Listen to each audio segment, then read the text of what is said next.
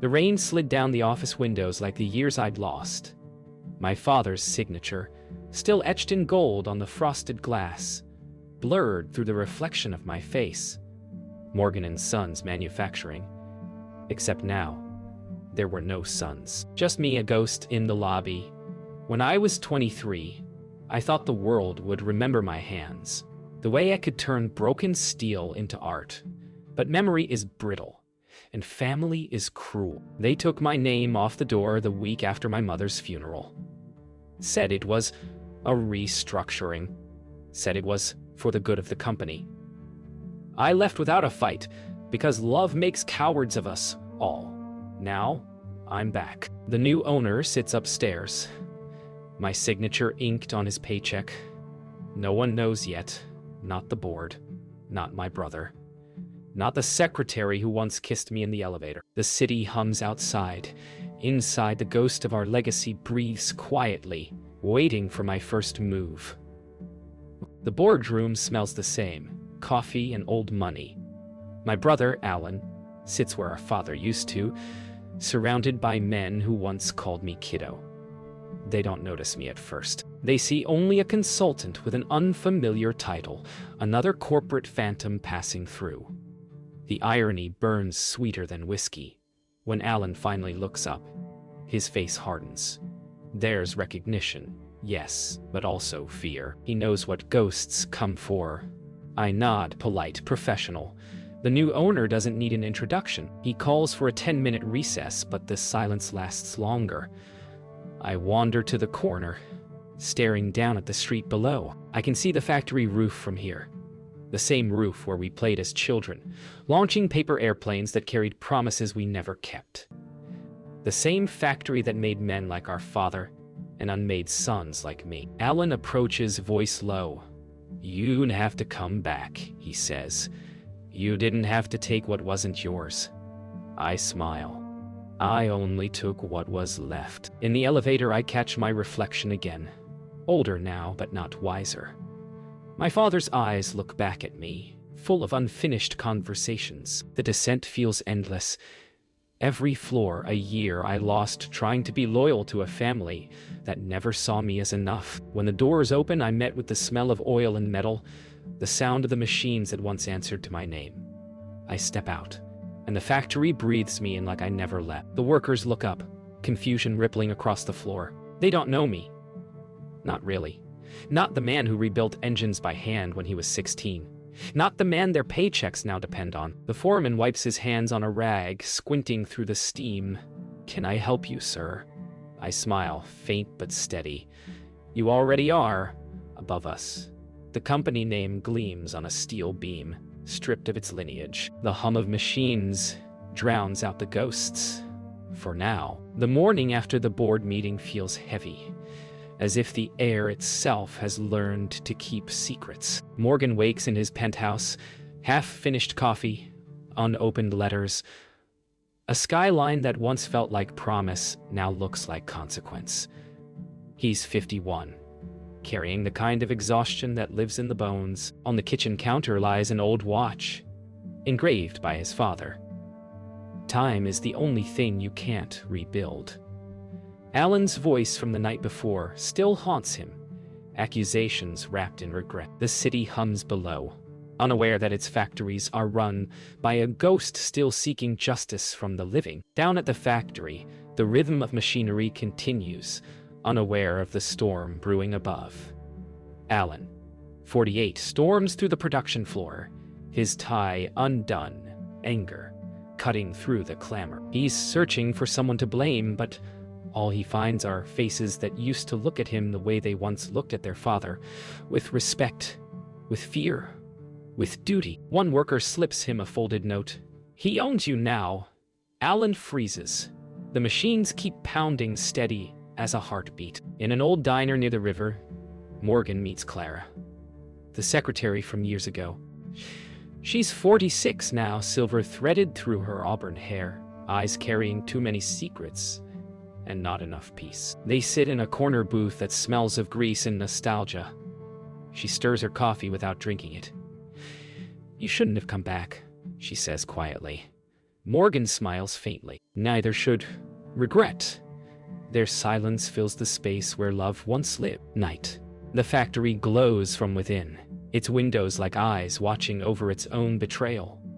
Alan stands in his father's old office, sifting through papers he doesn't understand anymore. He finds the contract, the transfer of ownership, signed by Morgan himself. The ink is fresh. Rage and humiliation blur his vision. He sinks into the leather chair and realizes it's not rage, it's loss. For the first time, he looks like a boy pretending to be his father.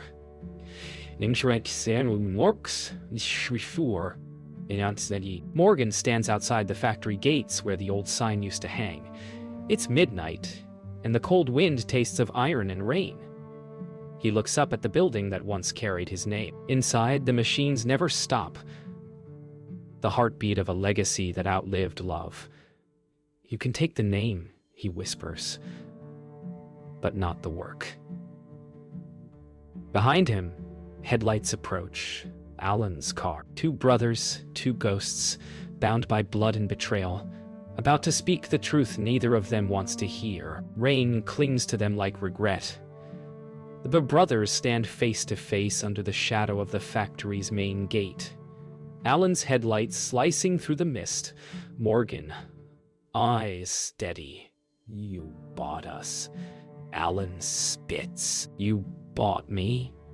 Morgan's voice is calm, almost tender. I just paid the debt you didn't know you owed. The words hang like smoke between them. Alan laughs. A broken, desperate sound. You think this makes you a hero? No, Morgan says softly. It makes me free. A pause. Then the storm breaks again, washing the night clean of everything, except the truth neither can escape. Inside, the night crew works in uneasy silence. The factory hums like a beast trying to sleep.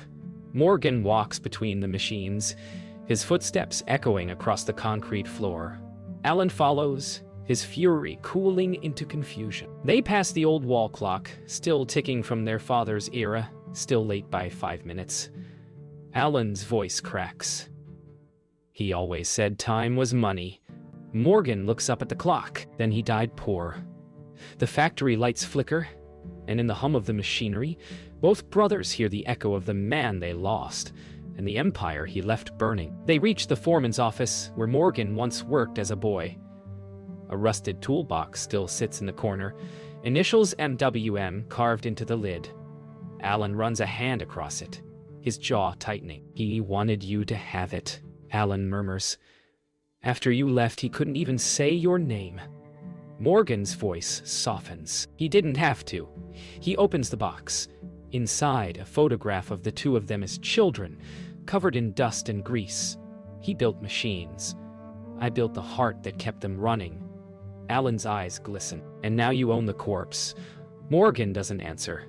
The sound of the machines fills the silence. Alan leaves before dawn, his footsteps echoing down the metal stairs.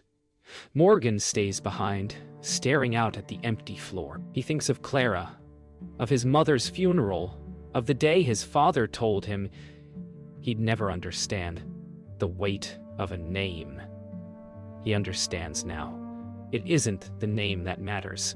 It's who's willing to carry it through the fire. The first light of morning bleeds through the windows, painting the machinery gold. The ghost of the Morgan legacy stirs. Hours later, Morgan drives to the river. The city awakens behind him, unaware that a reckoning has begun. He parks near the bridge where his father taught him to fish, where Alan once dared him to jump. He takes out the watch. Still ticking. Still wrong. Time, he whispers, was never the enemy. He lets the watch fall into the current, the ripples catching the sunrise. Somewhere behind him, the factory whistles to life, oblivious that its true heir has finally let go. The morning after the confrontation, whispers fill the factory like smoke. The workers sense a shift, though no one knows its shape yet. Clara stands in the break room, watching them from behind her coffee cup. She's 46. Older than when she first typed Morgan's letters, younger than the regrets in her eyes. The rumors say the company has a new owner, a name they don't dare speak. She catches sight of Morgan through the window above the floor, sleeves rolled up, hands deep in grease again. It's the same image she fell for years ago, only now it terrifies her. Alan sits in his car outside the factory, the engine idling, his tie loose, and his eyes red from sleeplessness. He watches Morgan through the tinted glass, his knuckles white on the steering wheel. He's 48. But in this light, he looks much older, like their father in his final years. He whispers the same words the old man once said before every strike. You can't rebuild what's already rusted. Then he starts the car.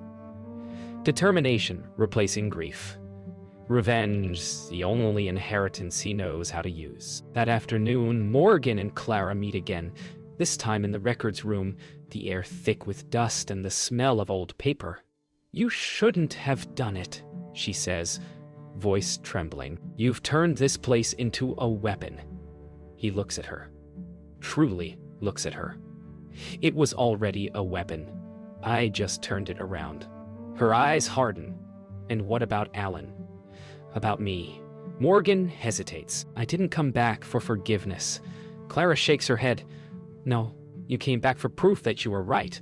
The words slice deeper than any blade. Alan meets with the board that evening at the downtown hotel where their father once closed deals. He arrives late, but his charm returns like an old suit. Morgan's made a mistake, he tells them, voice calm, eyes sharp. He thinks ownership is control. I'll prove him wrong. The men around the table exchange glances, hesitant, hungry. Money still listens to power, even when it's bleeding. Alan signs a new deal in secret, selling the factory's future piece by piece. Outside, lightning flashes across the skyline, catching the hollow smile of a man resurrecting a curse. Later that night, Morgan walks through the factory alone. The machines hum like restless ghosts. He pauses at the main floor and looks up, the steel beam where the family name once hung. He closes his eyes, imagining the letters restored. Then he hears footsteps. Clara's voice echoes softly through the dark. You can't keep fighting the dead, Morgan.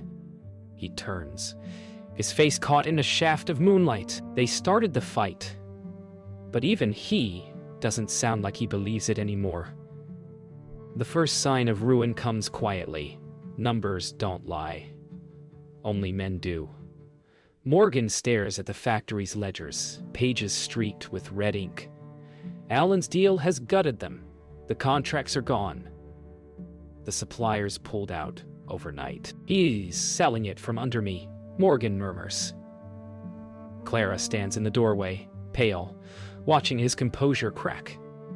He's 51, but in this moment, he looks like a boy again, cornered, betrayed, still fighting for the approval of ghosts. He's not selling it, she says softly. He's selling you. And Morgan knows she's right. Alan celebrates in silence. A private office, a drink half finished. He tells himself this is justice, not jealousy.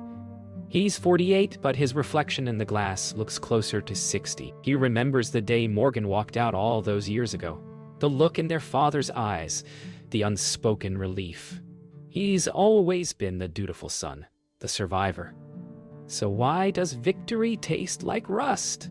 He raises the glass anyway. Here is to the Morgans, he whispers. Every last one of us.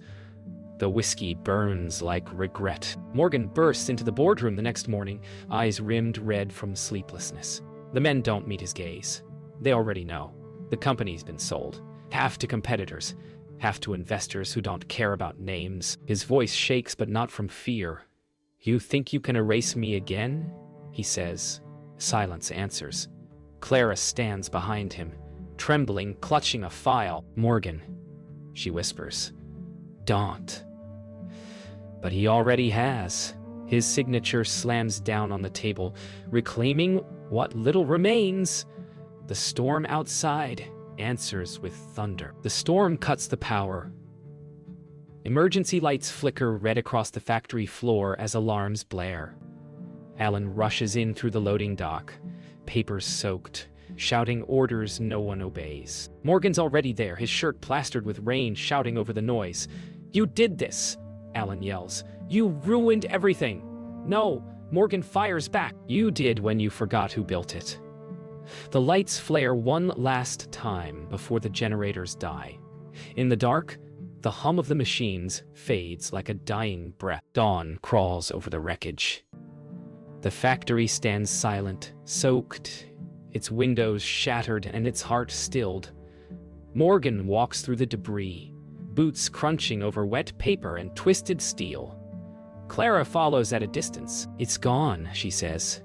He turns, voice hollow but calm. "No, it's free." Behind them, Alan sits alone on a crate, head in his hands, the last of the Morgan fortune dripping from his fingertips like rain. Sometimes, the only way to rebuild is to burn the foundation first. The factory lies in silence. Morgan walks through the wreckage like a pilgrim among tombstones. The sound of dripping water echoes through the rafters. He's 51, but his posture carries decades more. He pauses by his father's old office door, now unhinged and warped. Behind him, Alan follows quietly. 48 eyes down, humbled. "I didn't mean to destroy it," Alan murmurs. "You just wanted to win," Morgan replies. "We all did." The brothers stand there, two aging sons in the ashes of empire, and for the first time in years, there's no anger left to burn. Clara arrives later, carrying a folder rescued from the flood. Inside are photographs, foundations being laid. The first machines, the brothers as boys beside their father. She's 46, her hands trembling slightly as she hands them over. "You can't rebuild this," she says, "but you can remember it right." Morgan looks at her, eyes wet, 1,000 unspoken words crowding his throat. Alan turns away, pretending not to listen. Memory, he realizes, is the only inheritance that doesn't rot. Later that afternoon, Morgan and Alan sit outside by the loading dock, watching the last of the workers carry out salvage tools. A boy 19 waves shyly as he leaves. Morgan nods, smiling faintly. "He reminds me of us," he says. Alan scoffs softly. "Let's hope not." The sound of engines fades, leaving only wind and the distant hum of traffic. The brothers share a silence that feels almost peaceful. One not built on rivalry, but resignation. That evening, Clara and Morgan walk along the river where he threw the watch. The water reflects the bruised pink of sunset. "You never stopped loving this place," she says. "It's all I ever knew," he admits. She turns to him, voice low. "And me?" He hesitates, eyes on the river. "You were the only part of it that wasn't rusted." For a moment, the world stills. Just two people and the quiet rush of water, carrying away everything they couldn't save. Night falls. The factory stands dark, but not dead. Morgan locks the main gate, the keys heavy in his hand. Alan waits in the car, headlights off, watching. "What happens now?" Alan asks as Morgan approaches. Morgan looks at the gate one last time. "Now," he says quietly, "we start over. With nothing but our names." The brothers exchange a look that isn't forgiveness, but it's close enough to feel like peace. The rain begins again, soft, cleansing, endless. A week later, the city forgets. The papers call it a corporate failure, nothing more. But in a small, rented garage on the edge of town, Morgan begins again. He's 51, sleeves rolled, hands black with grease. No suits, no signatures, just work. The kind that breathes, not burns. Alan arrives one morning, still wearing the same jacket, the same guilt. "You really starting from scratch?" he asks. Morgan grins faintly. "Not from scratch, from truth." The brothers look at the unfinished engine between them. For the first time in their lives, they're building something together. Not for legacy, but for peace. Clara visits with sandwiches and coffee, her laughter breaking the stillness. "You look happier covered in dirt than you ever did in a suit," she teases. Morgan looks up from his work, wiping his hands. "Maybe I finally learned what clean really means." Alan chuckles softly, the sound unfamiliar and warm. Clara joins them, leaning against the workbench, the sunlight catching the silver in her hair. For a moment, they are simply people. No heirs, no ghosts, no debts. Later that day, Morgan steps outside alone. The wind smells of metal and rain. Across the street, a delivery truck passes with the faded letters Morgan and Sons still visible on the side. He watches it go, smiling, not with bitterness, but with recognition. The past will always drive by. It doesn't need to stop. He breathes deeply, the weight of years finally lifting off his shoulders. Behind him, the sound of tools clinking and Alan's low humming mixes with Clara's voice. It sounds like a future he can live in. At sunset, Morgan locks the garage for the night. Alan tosses him the keys. "You sure about this?" he asks. Morgan nods. "This time we share it." They walk down the empty street together. The glow of the setting sun paints the cracked asphalt gold. Clara waits by her car, smiling gently, the quiet pride of a woman who's seen men finally grow up. No company sign, no family crest, just three people walking home from work, free of inheritance and expectation. Night again. The city hums softly in the distance. Inside the darkened garage, the unfinished engine sits beneath a hanging bulb, its metal gleaming like a promise. On the workbench lies a small brass plate. Morgan works. No, and Sons. No inheritance, just a name reclaimed, honest and new. Outside, rain begins to fall. Gentle, cleansing, infinite. The camera lingers on the brass plate, catching each raindrop's shimmer as the sound of laughter echoes faintly from somewhere beyond. Fade to black.